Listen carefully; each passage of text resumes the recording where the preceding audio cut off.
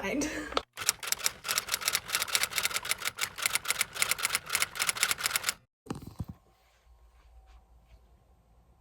Hi, welcome back to my kitchen. I wanted to do a nice, simple baking video for this week. And we are currently in fall pumpkin season, so we are making pumpkin bread muffins, which is just pumpkin bread that I make in a muffin tin. I don't know if I've made this on here before. If not, then oops. Making it again. Like always, this is the recipe book I'm using. It is the How to Be Gluten-Free cookbook from the American Test Kitchen. It's like the main one I use. And we are making their pumpkin bread recipe. Now, I've made this recipe a lot. It is a family favorite. So one thing I do know is to prep ahead as much as I can.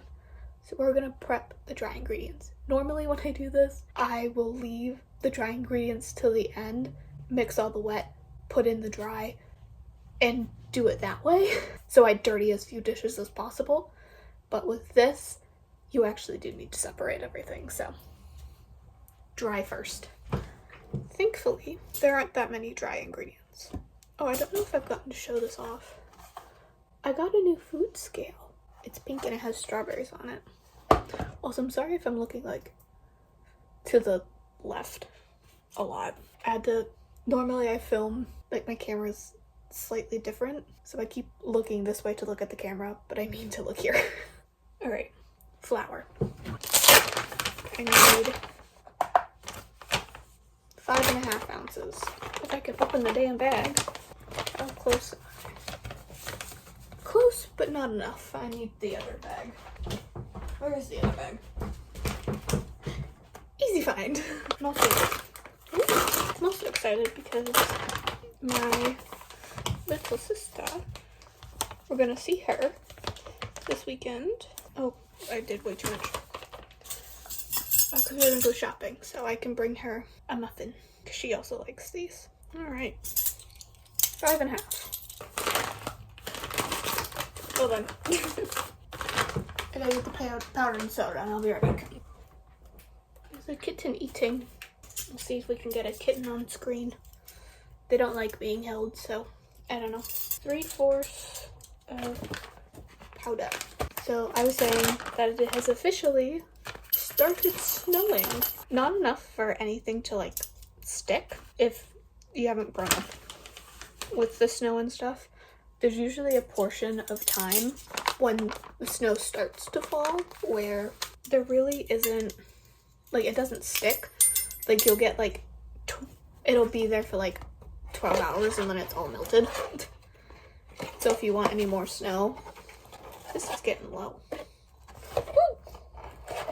Yeah, if you actually want to enjoy the snow, you have to go out whilst it's falling. It's a terrible idea. This is a terrible idea. I'm gonna leave this out and try and put it in a different container because that's difficult. Yeah, we're in that in-between where sometimes it snows, but it never really stays, and you're just sort of waiting for the snow, for it to finally be cold enough for the snow to stay. Like, I have a video on my phone of when it first snowed this year. That snow's long gone. So now we're just, I can't finish my sentences.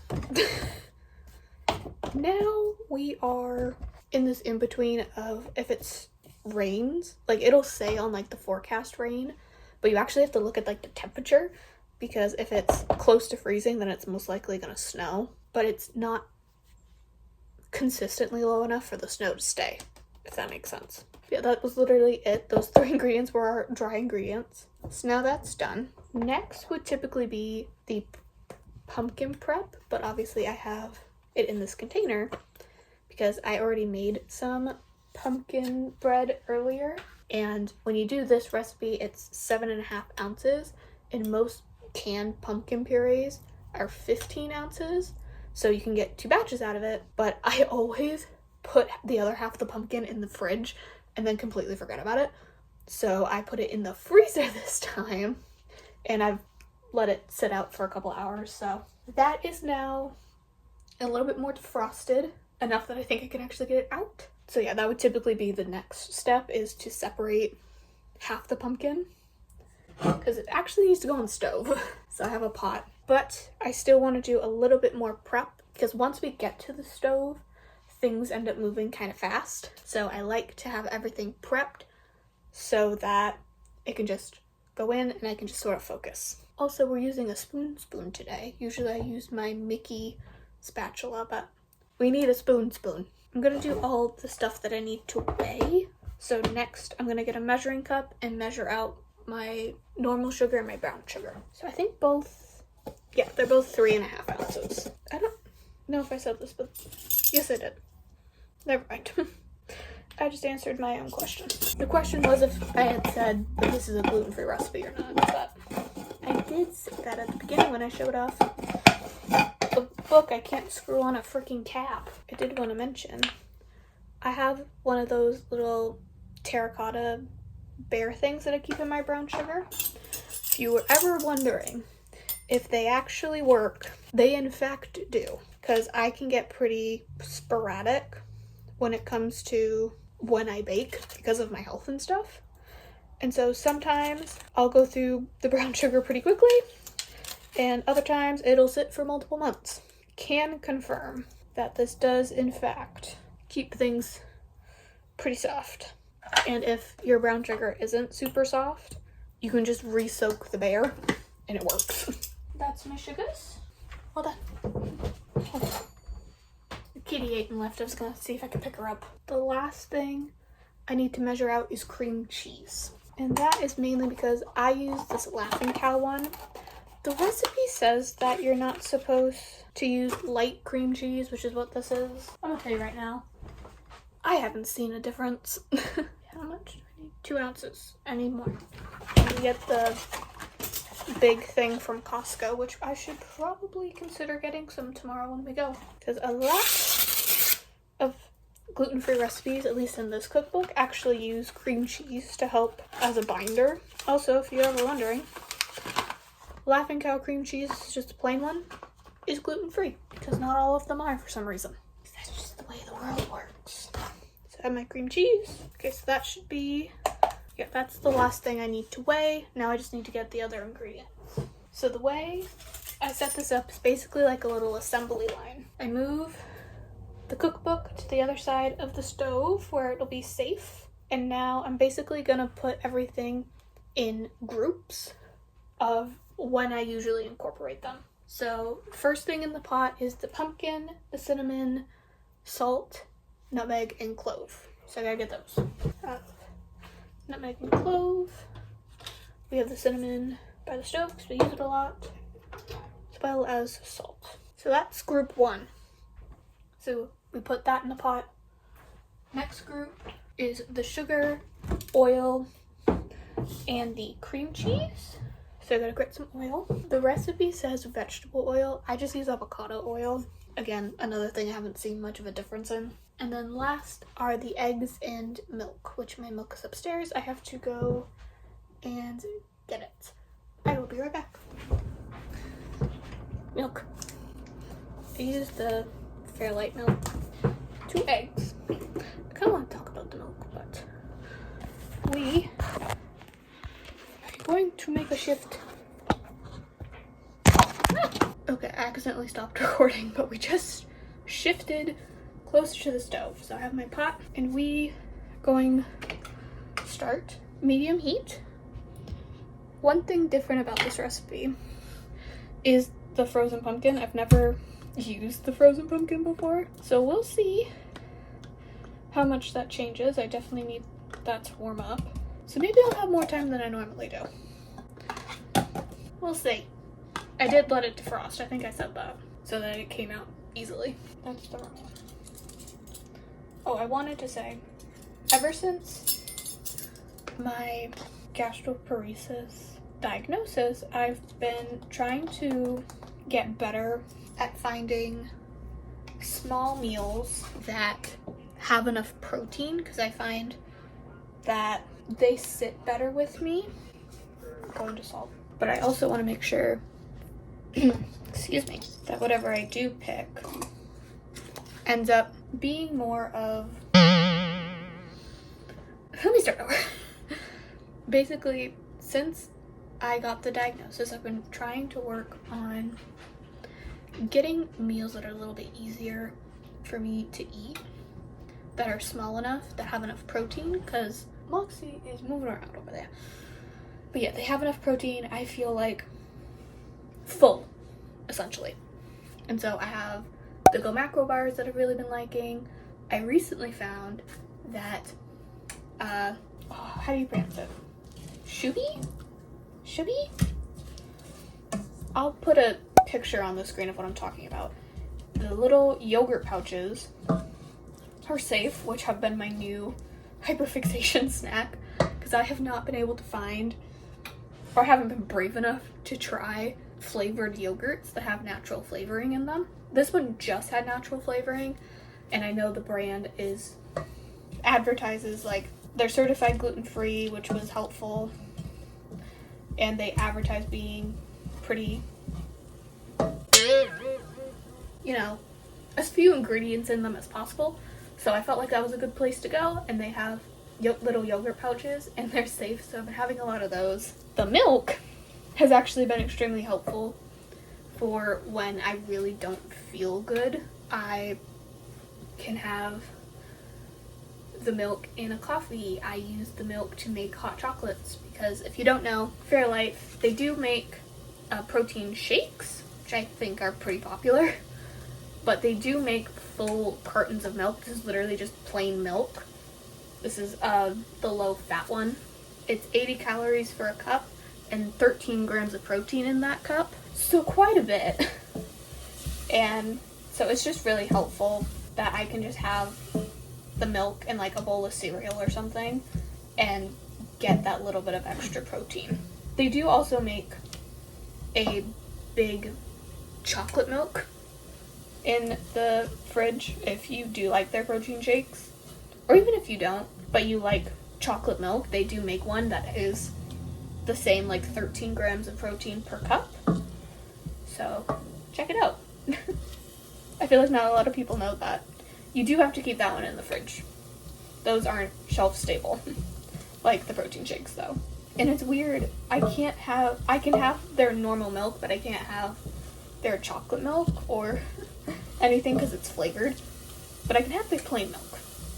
I should retest that now that I'm thinking about it. I got my stuff full today. Okay, I gotta move on. There's still like a chunk of frozen pumpkin, but the pumpkin that has defrosted has like no moisture left in it. We gotta get moving. This is why we gotta move fast. Start with the cream cheese so that can get a little more melty. I need a 1/4 cup of oil, which is just 4 tablespoons, fun fact. Hopefully this oil will help deglaze things a little bit. Or I'm out. Yes, I'm just gonna use 2 tablespoons of this olive oil. It's not that big of a deal. I'm also turning the heat off because things are a bit too hot, which is normally what I have to do at this point. Stir this up. I'm moving it off of the burner. Things are moving a little fast. That's why, like I said, I keep things out ready to go, because sometimes things move a little too fast. And things are starting to move a little faster than I'm going. Right now we're waiting for the cream cheese to melt. One thing, if you do gluten-free recipes, you might notice is the fact that this recipe has no xanthan gum or anything like that for stabilizers. That's because it's in the cream cheese. If you didn't know, cream cheese has gums in it that help stabilize the cream cheese, and it's also going to help stabilize our recipe. Okay, the cream cheese is melted enough for me. Egg time. That's another thing you have to be careful, is you don't want this to get too hot because it will cook the egg, and we don't want that. We want to incorporate the egg, not cook it. So if you cook the egg before it goes in the oven, you're just gonna have eggy pumpkin mess. That's not a goal. We got good goop, and our goop needs one final thing, which is 2 tablespoons of milk. Maybe a little extra. Fine. We cooked out a little extra moisture. Add a little more in with the milk. If you are following this recipe, You might be a little confused because at this point it says to use buttermilk, which you totally can, and I have in the past, and it tastes very good. But it also tastes the exact same thing. What? It also tastes the exact same if you use normal milk. So ever since I discovered that, I just started using normal milk. It's easier on me. And now we add in the flour. I'm putting the dry directly in the pot. This is just what I've always done because, well, I don't know, just what I've done. Again, it's the idea of I don't want to get a third bowl container thing to mix this all in. I can just mix it in the pot. Another thing I really like about this recipe book is everything is done by hand. It's very rare that the recipe book says to use a stand mixer. It will for some of the more complicated recipes because it is a gluten-free cookbook, and so it has like normal sandwich bread and pizza dough and that sort of stuff. So it does have recipes just like you should use a stand mixer, but that's mainly when the recipe is just gonna take a really long time, like with yeast dough that you need to knead. You can knead it by hand, but if you have a stand mixer, you should probably use that. And if you bake gluten-free, you should definitely invest in one. I have one, and it's great. I also have a bread machine that does all of that for me. I just put ingredients in, and 2-3 hours later, boom, bread. We have our goop. Don't spill the goop, but show the goop. It's our pumpkin goop. I now need a muffin tin, so I may bake my goop. What is that? I can't see a freaking thing. I need to get a dang flashlight. There it is. Don't need Olin wrap. Muffin tin. I use a 6-1 that has the big giant ones because that's what we like. Just be careful because I'm putting it on the hot burner. And I'm using more avocado oil. This one's a spray. Spray your pan. Don't forget to spray your pan. Spray your pan. I'm threatening you. Oh no, there's dry flour. I didn't notice till right now. Also, this is something nobody talks about. I'm gonna fill it, by the way. Gluten-free recipes have an interesting smell. They don't smell bad, like something's off, but you smell it and it's like, is it supposed to smell like that? It's the flour. Because you're not using wheat, obviously. You're using things like rice or corn, or in this case, there's some bean flour in here. So it has, I don't even know how to describe it. It's very earthy smell. Do not be alarmed. It is just the smell of the flour, especially when it's been mixed and stuff with sugar. It might have a bit of a different, should not smell tangy. It smells tangy. Something's expired, but it doesn't smell the same. Scrape up my goop. Also, this is one of the reasons I use a spoon for this recipe, so I can spoon it into my muffin tin. Already, everything is currently in front of the oven. Quick cleanup, and then we can bake. I do need to remember to get more avocado oil when we go out tomorrow. Gonna put it right next to the trash so I can see it. Hopefully you're far back enough. Can't really see, but they're going in. What is the temperature? I never remember. Change the function to bake. I'm using my tabletop Ninja. I need 350. That's another thing with gluten-free recipes. Almost all of them are like bake low and slow. Because this is 350 for 45 minutes.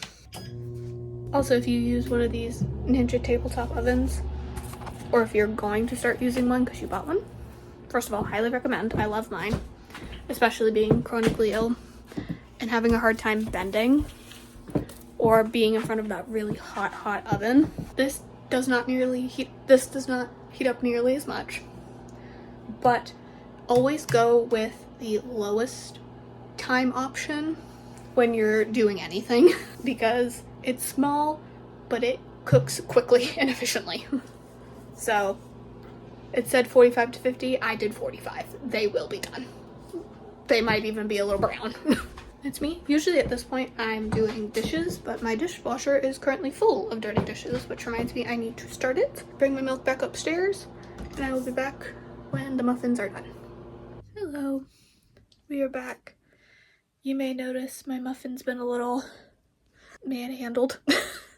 Some of the cream cheese bits didn't quite melt as much as I thought they did, so I ripped mine open to see if I had any bits, and I did, but we don't mind that because we like a little bit of saltiness in it. Yeah, these are how they turned out. Like I said, they turned out a bit dark, but fully cooked, and that's what matters. That is pumpkin muffins. I hope you enjoyed baking with me. I always love baking with all of you. So thank you guys so much for watching. If you like this video, please like and subscribe. It really helps me out. On screen now are my social media handles if you'd like to see more day-to-day things that I get up to. And with that, I will see you next week for a brand new video. Bye.